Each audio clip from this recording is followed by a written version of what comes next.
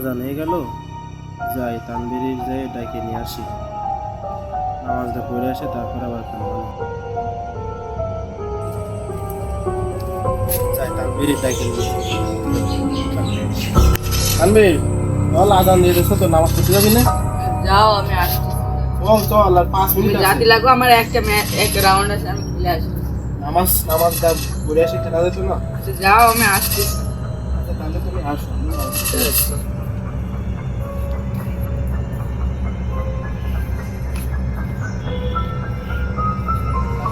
এখনো আসলো না, তাহলে যে আসছে কি জানি না। কি হলো তানবীর, তুমি এখনো এখানে বসে গেম খেলছো?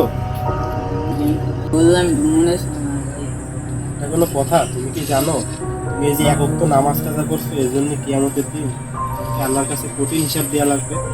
বলেছেন হে মুমিনগণ, তোমরা নামাজ কাজা করো, কি আমার হচ্ছে বেহেশতের চাবিদার, তুমি সেটা জানো? বলে তুমি আজকে নামাজ কাজা করছো। আল্লাহ তাআলা এক ওয়াক্ত নামাজের জন্য 2,88,000 বছর একজন ব্যক্তিকে জাহান্নামে, তোমরা একটু আত্মা করে আচ্ছা ভাই, বলো কি বলবো বলো।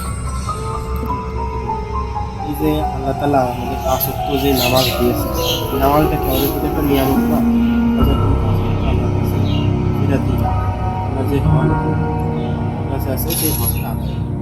5 ওয়াক্ত নামাজের মাধ্যমে আমাদের শারীরিক যে ব্যায়াম হয়, ব্যায়ামটার মাধ্যমে আমাদের আলাদা কোনো আর ব্যায়াম হয় না। এটা কি তুমি জানো?